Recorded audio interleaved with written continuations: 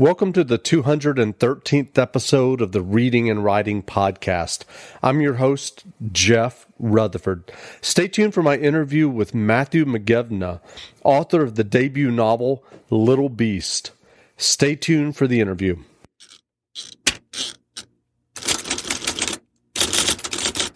Welcome back to the Reading and Writing Podcast. My guest today is Matthew McGevna.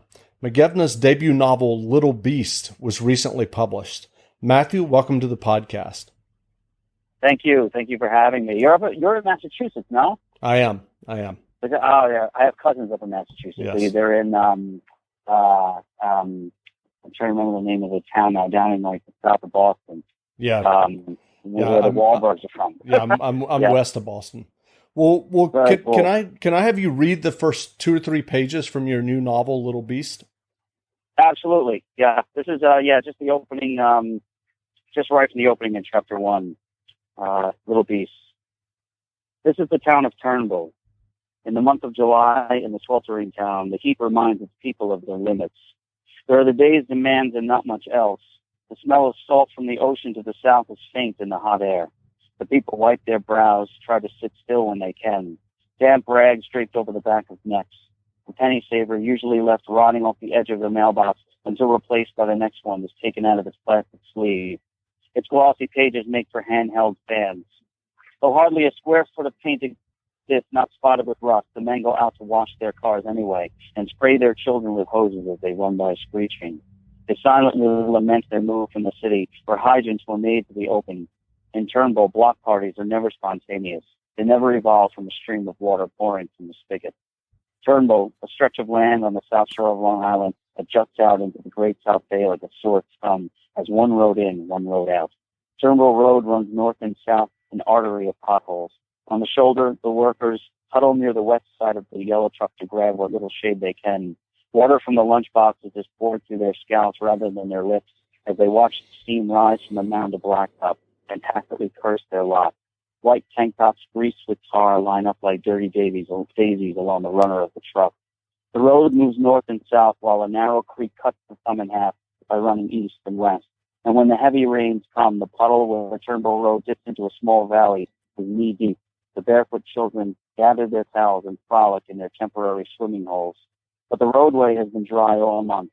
See how the blacktop shimmers near the fender of the sheriff's car as it cruises along on cool tires? Just pulled out from the gas station when the sheriff paid an extra $3 to have them topped off with air. In the front seat is the street map of Turnbull, and the page is open to where his red ink has drawn a circle around Meadowgate Road. Set your eyes on Meadowgate Road and how it rises up from the other side of the creek, just after Turnbull Road dips down into the small valley. The sheriff almost always notices the sink in the road and sighs with relief that on this day, for this whole month even, he hasn't had to chase the children away as they splash and twist out of reach, cursing at him in the rain. Instead, he makes his right turn onto Meadowgate Road and narrows his eyes when he sees the movers, 3 of them, sitting in front of the house, fat as frogs. I'll stop there if you like. Okay, great. Well, if someone listening hasn't heard about Little Beast yet, how would you describe your debut novel? Well, it's essentially a novel about poverty. It's a novel about a working class town that has found all the different ways to try to cope with their station in life and the difficulties that they face. That those people who do exist all over America, who are sort of one bad thing away from happening, that just completely sinks them financially, possibly even puts them in a position to be evicted from their home. That passage that I read is just the beginning of what is going to be a sheriff's eviction. The movers are going to pull everybody's belongings out of a home and put it out on the curb.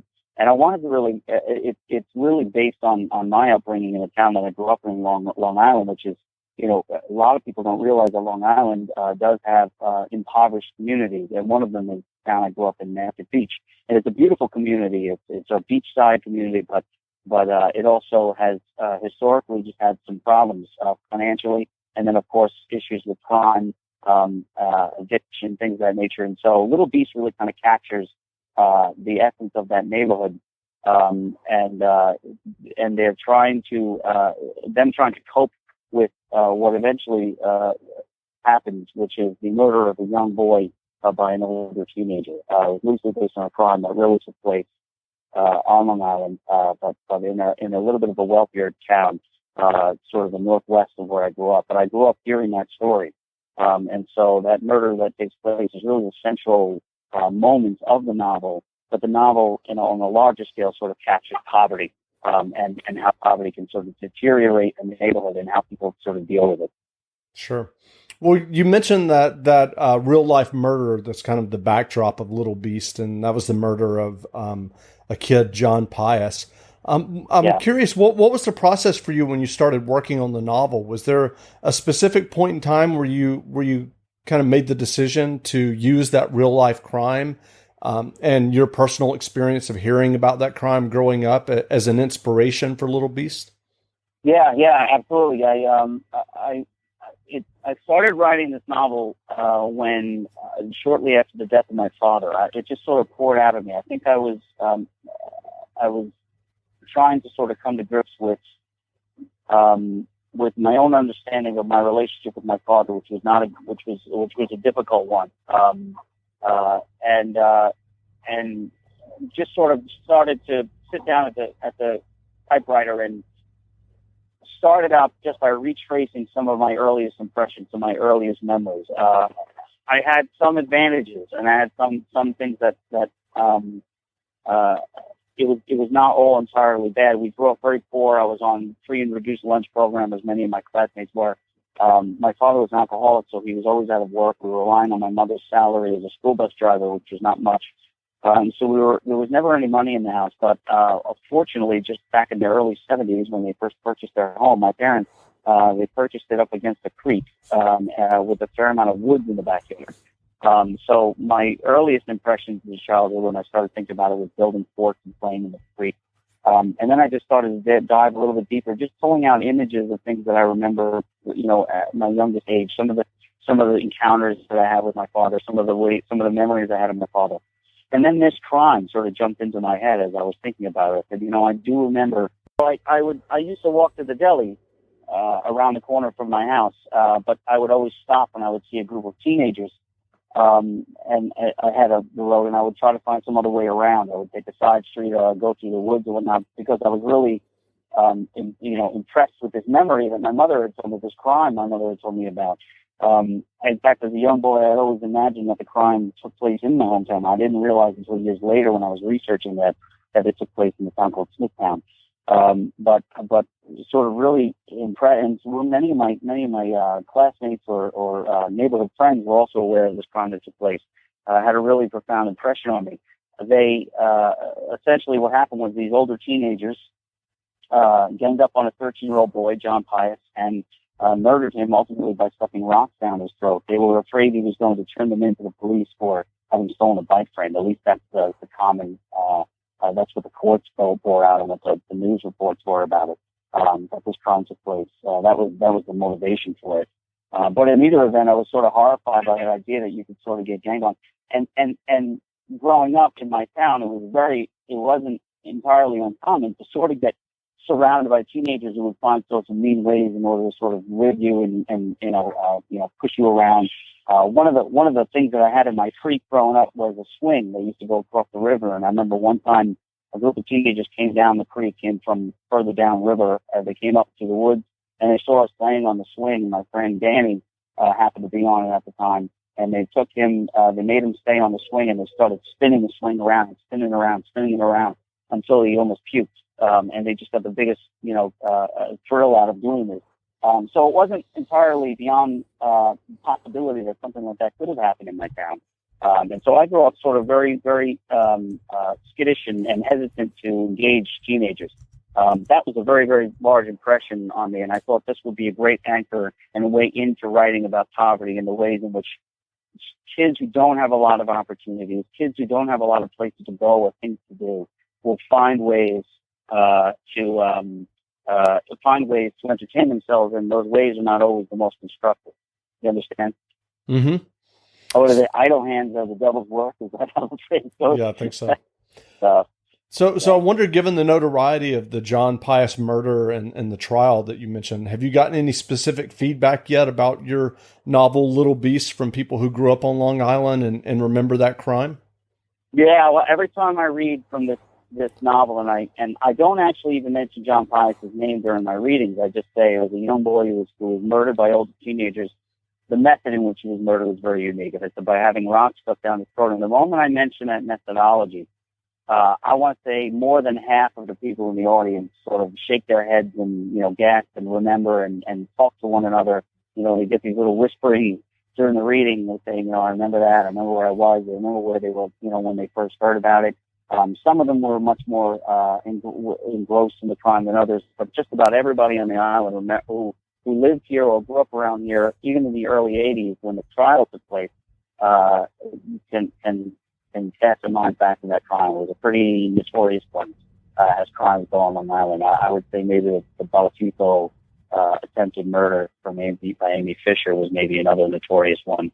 The Amityville massacre. There are a handful of crimes that took place in Long Island, and that was one of them. So I definitely get feedback from people who remember the crime, remember where they were when they first learned of it, remember how horrified they were because it's supposed to be this sort of suburban enclave, this safe place where you can bring your kids up. He was murdered on the grounds of an elementary school. The feedback in that regard, and sometimes there's a little bit, I would say, even some negative pushback, not directly to me, like at a reading, but on social media. There are some people who felt that I shouldn't have written the novel, because it sort of relived this horrific crime that they think is better off left in the past. The parents, the boy who was murdered, moved to Florida, I think only a year or so after the murder took place, understandably, and I can't imagine their grief. But my argument is then why write historical fiction at all? Why write? What would your response be about writing fiction about the Holocaust, or writing fiction about the Civil War, or writing fiction about any crime that really takes place? I think we learn when we rediscover some of these crimes and reimagine them to some level. But overall, the response has been pretty positive. But everybody remembers it and has some sort of story to tell about it in their relation to it. Gotcha. So what's been your writing path that led you to writing Little Beast? And did you study creative writing? I did. I studied at Southampton College. It's a really twisted, journey I've been on. This novel is really over 10 years in the making. But I got my MFA at Southampton College, which is now Stony Brook Southampton writing program. I got it back in 2002. One of my professors there was a woman named Kaylee Jones. I had her even as an undergraduate because I did my undergraduate at Southampton as well. Kaylee and I managed to keep in touch. We lost touch for a little bit after I had finished my MFA program. I was really floundering. I wasn't writing. I was working at a news station here on Long Island. I was working at a broadcast news station and just really out of any sort of literary circle, and was dying really out here in the wild. And I got a hold of her. I think I was in the city, and I had known she had an address, and I just popped in, and her little daughter was outside.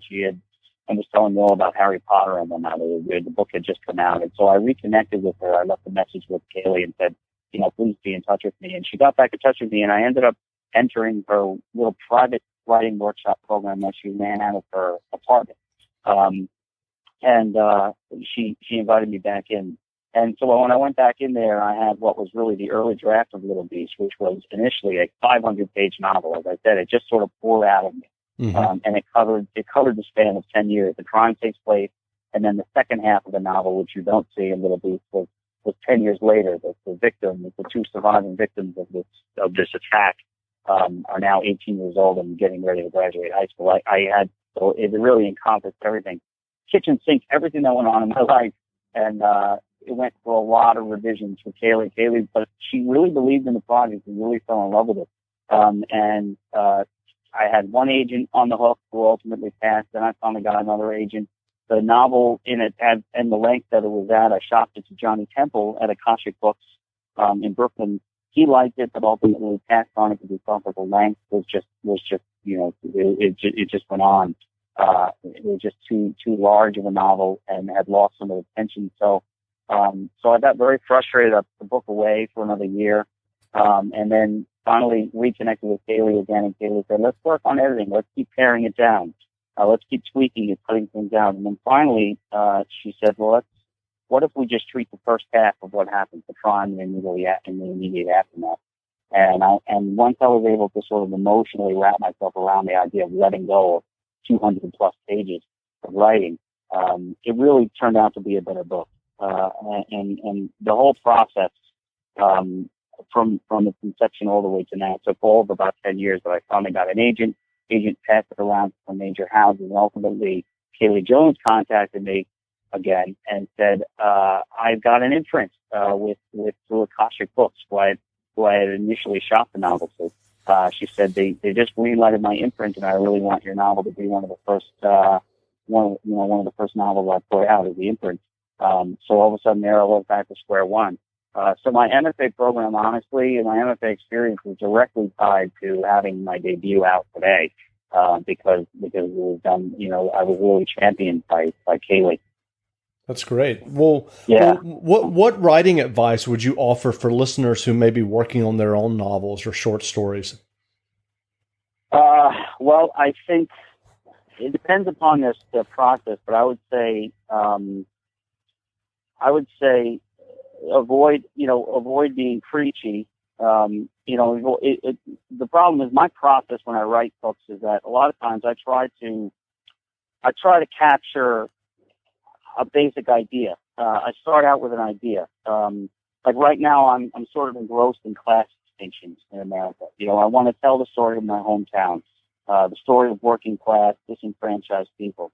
So sometimes I'll ask myself, like, how do I dramatize or illustrate the feeling that many poor people have that they need to, for example, ask permission to enter a room?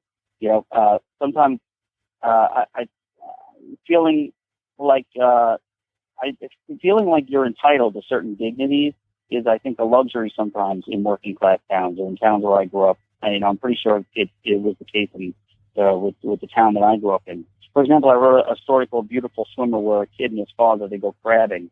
And it was really based on my own experience crabbing in the river down the street from me.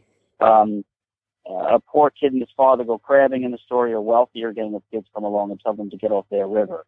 Their river, And this is based on a true story. Growing up in Ford's River, and it's all gated now. And Anna Wintour, the Devil Wears Prada, she has a house there. It's all gated off, and you can't get to it. But when I was a kid, you could ride your bike there. But whenever we get a bucket of crabs or get them out of the river, we would sometimes, be set upon by these kids from across the river in the wealthier area, and they would take the crabs from us. They would say, well, you're stealing our crabs. So every time we'd get away from the river with a bucket of crabs, we'd feel like we'd pulled something over on them, we'd stolen them, not realizing that, that they don't have the right. The waters are accessible to anyone. And we have as much right to be on those waters as anybody else. But how do I write that in a story? And so I know there's a long way to sort of give advice, but the problem when you write from that approach is that you do have a tendency sometimes to maybe be preachy, to get on a soapbox. Right. So my process is to stay away from those pitfalls that make for that bad writing. Stay away from the soapbox. Avoid making absolute demons and angels out of your character.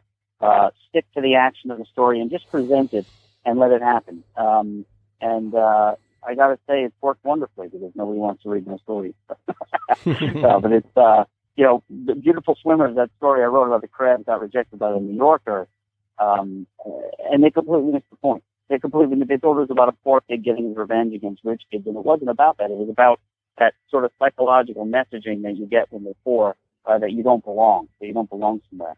But that was just a product of presenting the evidence as it is. My other advice would be for writers, for anyone, is to start submitting their stuff. I know there's a mixed community. I don't know what you've heard from other writers, but I know there's a sort of a mixed bag of advice when it comes to submitting. Kaylee would sometimes say, well, wait until you've discovered your voice, but voice is really a thing that evolves over time. Your voice changes as you get older. You get divorced, you have kids, you get married again, your parents die. Your voice changes as your experiences change. So I don't know if it's a question about waiting for your voice. I think it is a question sometimes of waiting until you feel you've got the story completely tied down and whittled down to its fighting weight. But I would urge people to start submitting things, because here's the thing. They don't often tell you, the publishing company, why they reject you. So just assume that they rejected you for their own personal reasons, that they didn't get it, that they didn't understand, and just keep submitting your work. I think it was Sherman Alexie. I think it was him who had said, and at first I thought it was kind of snarky, but it is true. I think he said the only thing that you need as a writer is money for postage.